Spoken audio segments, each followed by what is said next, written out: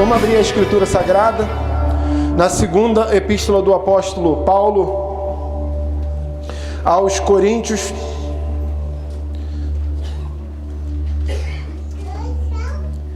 Peço aos irmãos que me ajudem da intercessão em nome de Jesus. 2 Coríntios, capítulo de número 11. Deus, através do seu Espírito, tem falado comigo dentro dessa mensagem, há um tempo atrás, de forma terrível. E aprove Ele nessa noite me conceder a oportunidade de compartilhar mesmo. Prometo ser breve, como diz a pastora, a gente vai até umas 4 da manhã, no nome de Jesus. 2 Coríntios, capítulo 11. Versículo de número 4. Depois vamos pular para o versículo 13 ao 15. Todos acharam? Diga amém. Amém. Porque se alguém for pregar-vos outro Jesus que nós não temos pregado, ou se recebeis outro Espírito que não recebeste, ou outro Evangelho que não abraçaste, com razão o sofrereis. Verso 13. Porque tais falsos apóstolos são obreiros fraudulentos, transfigurando-se em apóstolos de Cristo. E não é maravilha, porque o próprio Satanás se transfigura em anjo de luz. Não é muito, pois, que os seus ministros se transfigurem em ministros da justiça, o fim dos quais será conforme as suas obras. Amém, irmãos? Amém. Toda atenção é pouca, no nome de Jesus. Não posso deixar de honrar o meu amigo que está aqui presente conosco, Jade. Muito obrigado pela sua presença. Deus continue abençoando a sua família em nome de Jesus. Corinto era uma importante cidade cosmopolita, localizada na província romana da Acaia, que é a parte sul da atual Grécia, né? Em um grande estimo, aproximadamente 80 quilômetros a oeste de Atenas. Ela estava situada junto a uma das principais rotas comerciais e possuía uma próspera economia. Por esse motivo, grande número de marinheiros e mercadores afluíam de todas as nações à cidade de Corinto.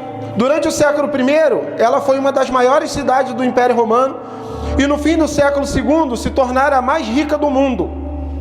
Corinto era um centro estratégico de influência para o Evangelho, uma vez que os visitantes que ali ouvissem poderiam levá-lo para todas as partes do mundo. A cidade de Corinto, no entanto, era uma das mais profanas dos tempos antigos. Nela havia abundância de imoralidade, negócios inescrupulosos e práticas pagãs. Dentre as dezenas de religiões pagãs praticadas na cidade, a mais conhecida era a adoração a Afrodite, deusa do amor e da beleza. O templo de Afrodite ficava sobre o ponto mais proeminente da cidade, uma colina chamada Acrocorinto, e alojava 1000 prostitutas do templo. Paulo é enviado pelo Espírito Santo à cidade de Corinto. E durante 18 meses ele trabalha de forma árdua. E a igreja nasce pelo poder do nome e do sangue de Jesus Cristo. Sendo que Paulo se retira para a cidade de Éfeso. 3 anos se passam. E chega até o conhecimento de Paulo, que foi informado pelos da família de Cloe, que começou a vir coisas diferentes na igreja de Corinto. Começou a aparecer inveja, começou a aparecer disputa, começou a aparecer heresia, começou a aparecer dissensão, coisa que não tinha quando Paulo estava lá. Porque era uma igreja poderosíssima. No capítulo 1, verso 7, diz que nenhum dom faltava na igreja. A glória do Senhor se manifestava a cada culto. Aquelas que eram prostitutas do santuário tinham se convertido ao Senhor. E Paulo os instruía, principalmente no uso do véu, porque elas eram carecas, e era o que caracterizava elas como prostitutas no santuário. Só que agora alguma coisa está acontecendo. Aquele povo que era um em Cristo, agora está dividido. Uns tomaram partido para Paulo, outros tomaram partido para Apolo, outros tomaram partido para Pedro, e outros continuaram com Cristo. Paulo, quando é informado, ele envia a primeira epístola, e ele começa a confrontar aquela heresia que foi disseminada entre os irmãos. Só que o problema todo veio da onde? Qual é a origem do problema? Quem começou a trazer a heresia? Na primeira epístola, quando é enviada, os irmãos recebem, mas alguns dentre os irmãos se manifestam para poder desmerecer a mensagem de Paulo, para poder contestar a autoridade apostólica de Paulo. É aí que se revela os falsos enviados. O texto que nós lemos, Paulo diz em 2 Coríntios que se os irmãos passassem a receber outro Jesus, outro Espírito, outro Evangelho, com razão, eles passariam a sofrer. Só que a palavra outro aqui na língua grega é diferente da palavra hétero. Outro significa igual, da mesma espécie. Eles não estavam apresentando outro Jesus, mas estavam apresentando de uma forma diferente. Olha a sutileza aí. Não era o mesmo Jesus que se apresentou. Não era o mesmo Jesus que Paulo apresentou. Eles partiram de um princípio verdadeiro. Isso é chamado sofismas. O Espírito não era mais o mesmo que Jesus otorgou. E Paulo, pelo poder do nome de Jesus, ministrou sobre a vida dos irmãos. O Evangelho já não era mais o mesmo, puro. Só que Paulo classifica esses aqui como falsos apóstolos. No grego, pseudo-apóstolos significa falsos enviados. E Paulo vai falar assim: olha, esses aí não foram enviados por Deus, foram enviados por Satanás. Eles são ministros de Satanás. E não fiquem maravilhados com isso, espantados ou escandalizados, porque o próprio Satã tem o poder de se transfigurar em anjo de luz. E não é muito que os seus ministros façam a mesma coisa, se transfigurando em ministros de justiça. Aparência de piedade, mas negando a eficácia da mesma. E Paulo fala assim: desses, afasta-te. Porque tudo que a gente recebe deste, com razão sofreremos. Esses são os mesmos que Judas vai falar na sua epístola única. Esses são murmuradores, queixosos da sua sorte, andando segundo as suas concupiscências, cuja boca diz coisas muito arrogantes, admirando as pessoas por causa do interesse. No verso 11 ele fala assim: eles entram pelo caminho de Caim. O caminho de Caim é o caminho da inveja, é o caminho do ciúme, também é o caminho de dar para Deus o que sobra, porque a Bíblia diz que Deus rejeita a oferta de Caim, porque ele deu daquilo que sobrou no fim do dia, e era do fruto da terra. Quem já foi na feira aqui? Já chegou na feira depois do horário? Como é que tá os legumes? Lá no Rio a gente chamava, vamos para Xepa. É ou não é? E era mais barato.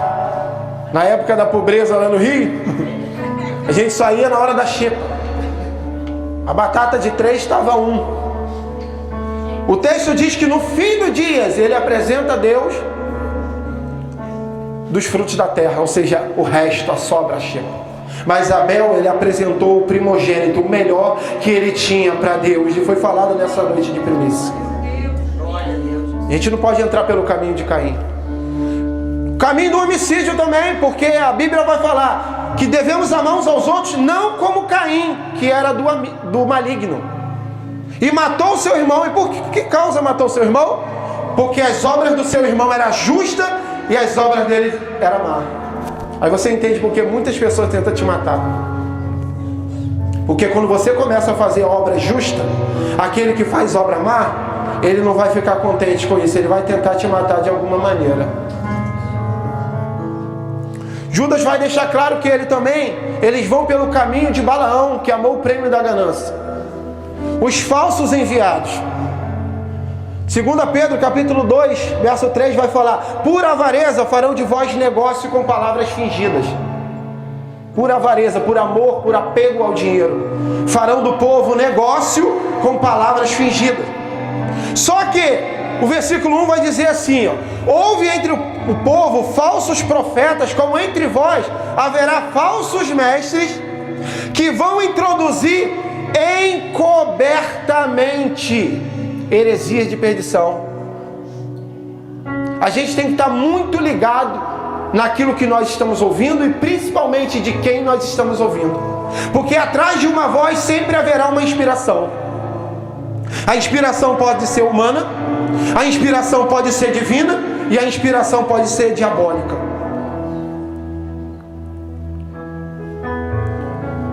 E aqui nós estamos plantados pelo Senhor num ministério onde a liderança tem uma inspiração divina para nossas vidas. E para mim eu aprendi que é o suficiente. Tudo aquilo que vem de fora, que confronta o que Deus usa a minha liderança para me instruir, eu tenho que rejeitar. Porque se eu abraçar, eu vou sofrer. Quem está entendendo, diga amém. Amém. Jesus também falou desses. Em Mateus capítulo 7, verso 15 ao 20, ele vai falar: acautelai-vos, porém, dos falsos profetas, pseudoprofetes, no grego, que significa impostor religioso, falso vaticinador, falso profeta, falso enviado. Eles vêm até vós vestidos como ovelhas, roupa de crente, cara de crente, linguagem de crente, mas interiormente são lobos devoradores. A gente precisa ter muito cuidado, principalmente com o que a gente recebe em casa.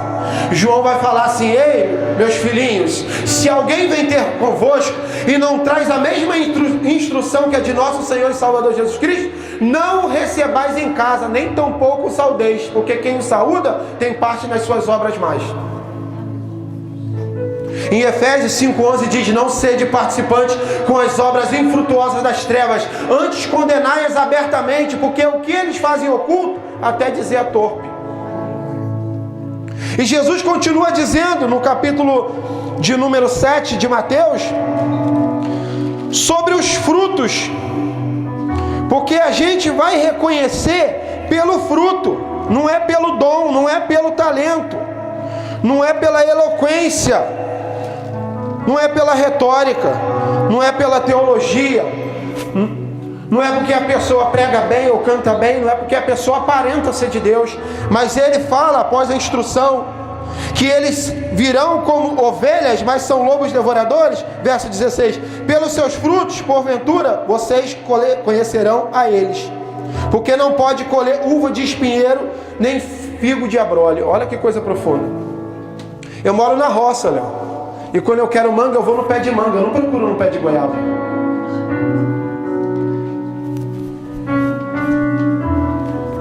Não tem como você achar fruto bom numa árvore má. Ele está deixando isso aqui claro. Verso 19: toda árvore que não dá bom fruto, corta-se e lança no fogo. Não pode a árvore boa dar maus frutos, nem a árvore má dar bons frutos. Não tem como eu ir no pé de manga pegar goiaba. Não tem como eu ir no pé de goiaba, que também tem lá, para pegar manga.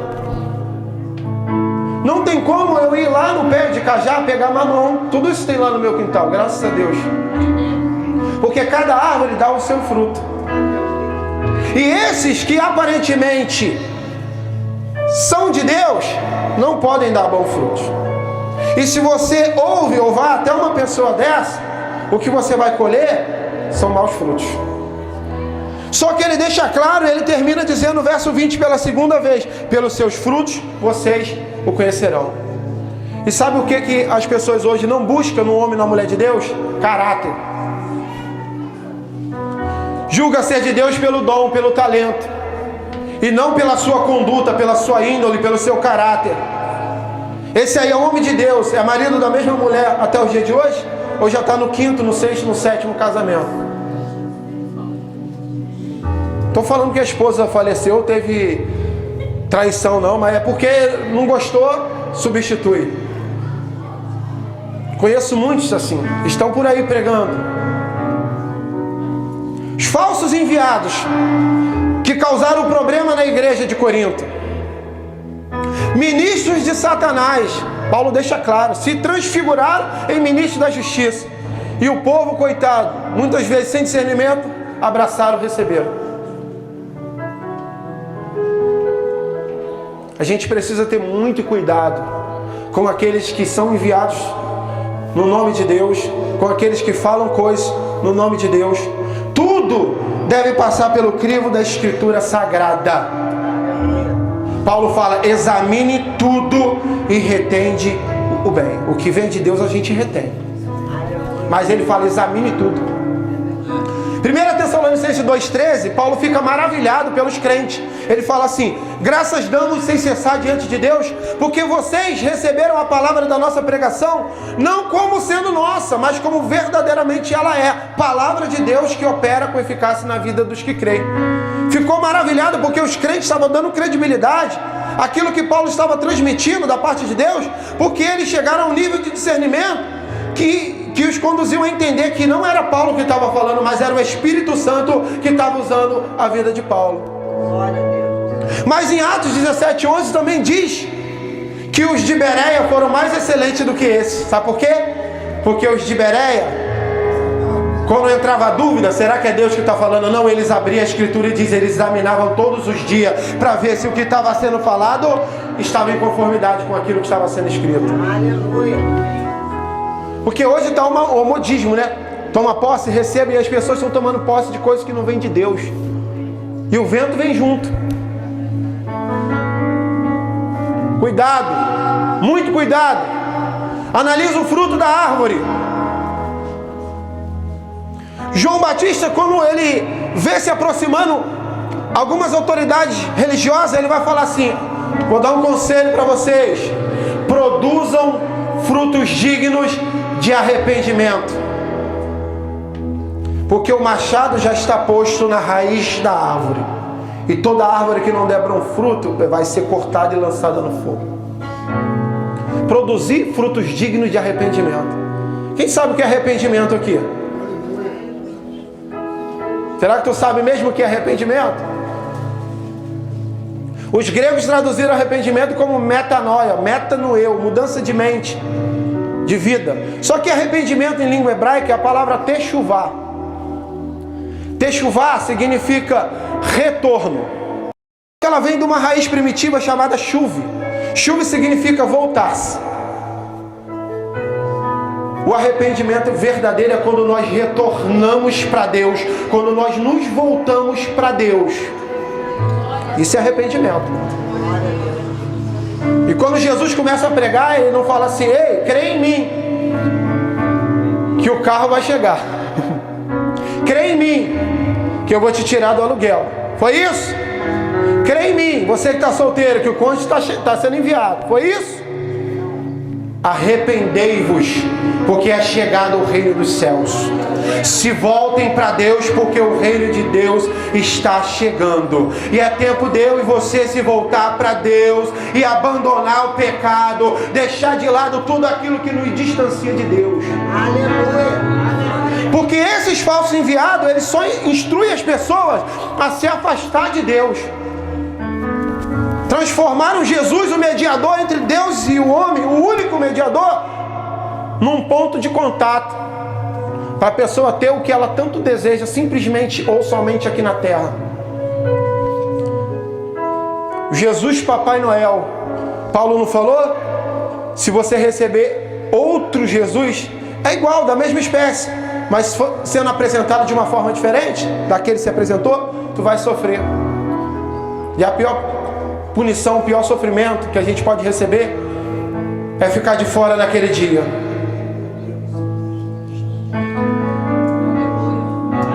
Jesus é o caminho, Ele é a verdade, Ele é a vida, e ninguém vem ao Pai a não ser por Ele. Ele é o mediador entre eu, você e Deus. Sem Ele a gente não pode chegar no Pai. As demais coisas, olha a importância que Ele dá para isso. As demais coisas, as demais coisas serão acrescentadas. Mas se já estás mortos com Cristo, Colossenses 3, buscai as coisas do alto onde Cristo está. Buscai as coisas de cima e não da terra, porque já estás mortos e a vossa vida é escondida em Cristo. E quando Ele se manifestar, aí sim, a gente vai ver que recompensa nós receberemos. Cuidado com aqueles que são enviados, que tentam te desviar do caminho. Cuidado com aqueles que chegam para você para falar coisas no nome de Deus, que choca com aquilo que tu recebe de Deus através da liderança nesse lugar. Esses falsos enviados aqui de Corinto, os falsos profetas, eles tentaram de alguma forma jogar o povo contra a liderança, que era Paulo, que foi usado por Deus naquela época. Entenda isso. Toda palavra que vem através de quem quer que seja, profeta, profetiza, Jesus Júnior, como diz a pastora, independente de quem seja, toda palavra que vem para a sua vida, que confronte aquilo que tu recebe através da sua pastora, ei, o conselho que eu te dou, chegue até ela o mais rápido possível e comenta tudo aquilo que você ouviu. Foi isso que os da família de Chloe fizeram. Eles poderiam até ser chamados no dia de hoje de fofoqueiro. Sim ou não? Já foram fazer fofoca para Paulo. Paulo falou, até importa que haja essas coisas no meio de vós, para que os que são sinceros na fé se manifestem. Se você é sincero na fé, você tem que se manifestar e chegar até a tua liderança.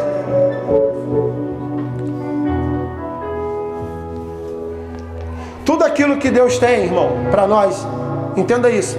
Satanás sempre terá uma fotocópia. Tem muita gente que está recebendo algo do diabo achando que é de Deus, porque parece que é de Deus, mas não é de Deus.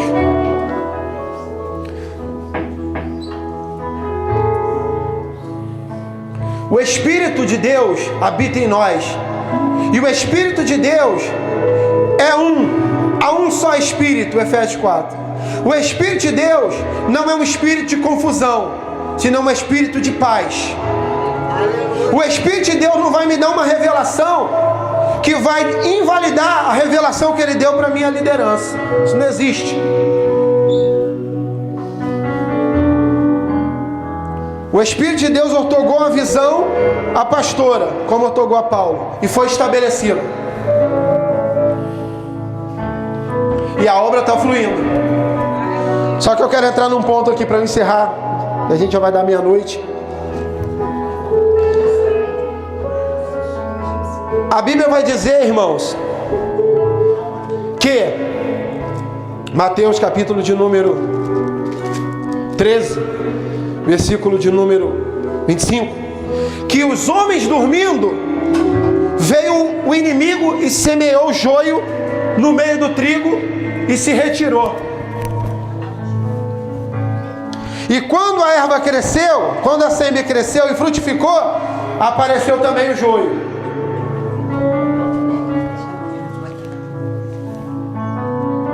Quem está entendendo, diga glória a Deus. E quando a erva cresceu e frutificou, apareceu também o joio. Mas quem semeou o joio? O inimigo. Mas só que ele só conseguiu semear, o texto diz, mas dormindo os homens. Por isso que nós não podemos dormir, não podemos relaxar, precisamos ficar na torre de vigilância, porque Satanás, ele sabe, e ele é oportunista, ele espera o momento certo, o momento que a brecha é aberta para poder semear os seus ministros, para poder semear o joio.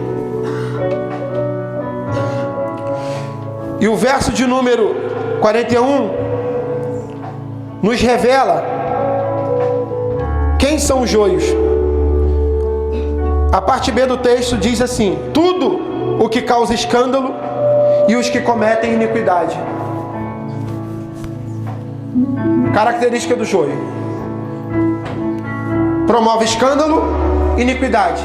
Iniquidade aqui, no grego, é a palavra anomia. A é partícula negativa. E nomia vem de nomos. Nomos é lei, ou seja, sem lei. São aqueles que não querem se submeter à autoridade constituída por Deus através da vida da nossa pastora. Rebeldes e submissos. Volto para Judá 11. Eles vão pelo caminho de Caim, de Balaão, e perecem na contradição de Corá, do rebelde, daquele que se levantou contra a autoridade de Moisés, daquele que conseguiu persuadir uma multidão. Todo mundo é santo, irmãos. Olha o argumento dele, né, Jader? Partiu de um princípio verdadeiro. Toda a congregação é santa. Em Levítico 19:2, Deus não falou que todo mundo devia ser santo como ele era santo? Então ele usa a escritura e ele consegue persuadir muita gente a se levantar contra a autoridade constituída por Deus. Só que a Bíblia diz que Deus ouviu. Cuidado com aquilo que você fala, porque a pessoa pode não estar presente, mas Deus sempre estará. Sua liderança pode não estar presente, mas Deus está. Deus ouve e Deus vê. E a Bíblia diz através de Naum que é o culpado Deus não tem por inocente. A Bíblia diz através de Jesus que não há nada que esteja encoberto que não haja de ser revelado. Paulo ainda vai falar para Timóteo: há algumas coisas que se revelam precedendo o juízo, mas outras se manifestam depois. Uma coisa é certa: uma hora vem a luz, uma hora vem à tona. Joio é aquele que vive sem lei, na desordem, na bagunça, insubmisso, rebelde. A gente tem todo o direito de contestar alguma coisa. A gente tem todo o direito. Se a evangelista Bianca falou algo aqui que acho que isso aí fugiu da escritura, mas Jesus fala: se teu irmão pecar contra ti, vai entre ti e ele só. Entendeu isso? Entre ti e ele só. Eu peco quando eu não vou até a pessoa, eu vou até as pessoas. Deus abomina aquele que semeia contenda entre os irmãos. A igreja de Corinto quase foi destruída por causa disso. Mas eu acredito no nome de Jesus que, conscientizados nessa noite, a gente vai lutar contra tudo aquilo que for semeado por Satanás, tudo aquilo que foi enviado por Satanás, para tentar trazer divisão nesse ministério, para tentar jogar um contra o outro, e principalmente contra a liderança. A pastora falou aqui num princípio aqui: quantas rebeliões é joio, trigo não se levanta. Trigo passa a moeda que tiver que passar, mas não se levanta contra a autoridade que é constituída por Deus. Ele se levanta contra a autoridade que não é constituída por Deus, é enviado de Satanás, é ministro transvestido, camuflado, transfigurado. Ele se levanta, porque ele é sincero da fé. Mas contra a autoridade constituída por Deus não se levanta. Princípio para ser honrado é obediência, irmãos.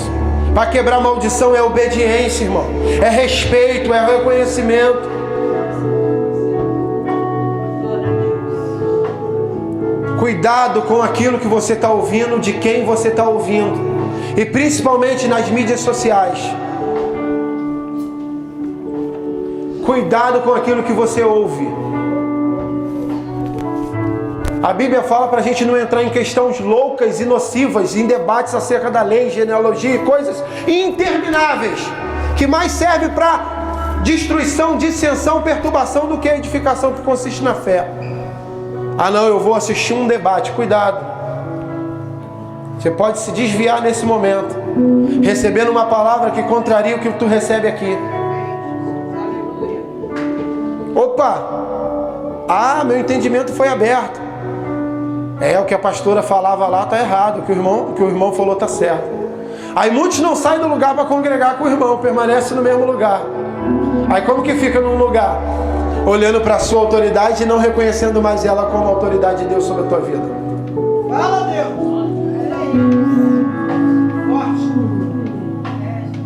Como que permanece? Vai começar a semear em outros corações. Cuidado. Cuidado. Jesus fala 2 vezes: pelos seus frutos conhecereis. Pelos seus frutos os conhecereis. Não vá buscar fruto bom onde não tem, só tem fruto ruim. Quem está entendendo, diga amém. Meu Pai amado. Irmãos, inúmeras experiências eu tenho com isso. Não vou relatá-las aqui porque são fortíssimas, gravíssimas. Não estou falando de coisas que eu ouvi na internet, não, irmão. Falando coisas que eu experienciei e Deus permitiu para poder estar falando nessa noite.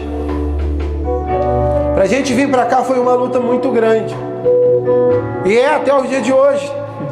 Mas graças a Deus o vento já está passando. Porque esse ministério aqui é um ministério sério, irmão. Pastor, eu estava sentado ali, a palavra que Deus me deu para a senhora foi em Jeremias 29:11. Eu é que sei os pensamentos que tenho acerca de vós, diz o Senhor. Pensamentos de paz e não de mal, para vos dar o fim que desejais. O que os outros diz, brinda o teu coração, a couraça da justiça. Dê sempre ouvido ao que Deus fala e pensa a teu respeito. E nós precisamos ajudar a nossa liderança, respeitando, obedecendo. Se tu está aqui, irmão, seja fiel a Deus aqui onde Ele te plantou. Se Deus tiver que falar contigo, Ele vai usar a sua liderança, alguém do ministério vai falar através da palavra, é só você ficar atento. Não se precipita e vai buscar revelação em outro lugar. Tu pode ser enganado por um falso enviado e te apresentar um Jesus diferente, ministrar sobre você um espírito diferente.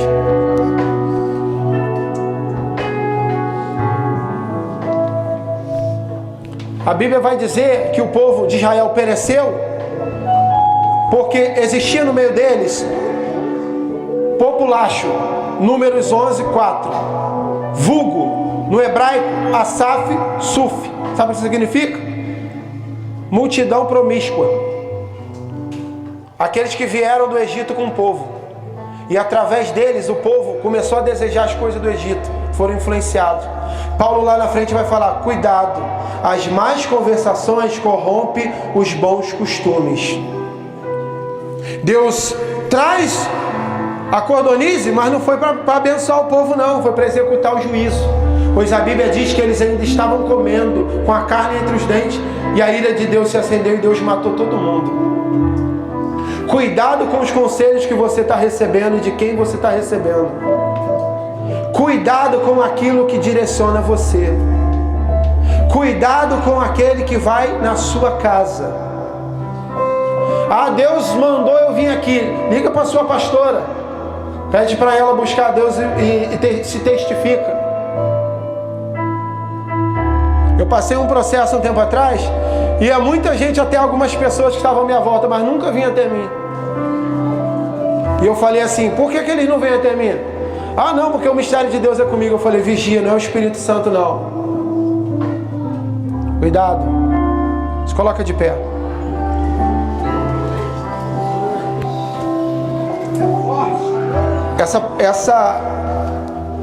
Essa obra aqui do inferno quase destruiu a igreja de Corinto. Paulo diz que tudo que foi escrito, todas as coisas nos sobreveio como figura, estão escritas para aviso nosso, a quem são chegados os fins dos tempos.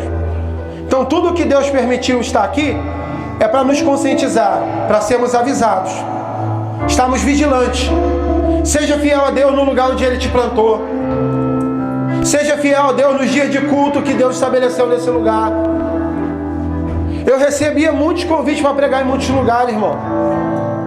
Mas eu tenho que ser fiel a Deus na casa onde Deus me plantou. Um tempo agora o pastor falou assim: vem pregar aqui dia de domingo. Domingo tem culto lá na minha igreja. Marca outro dia que não tenha culto.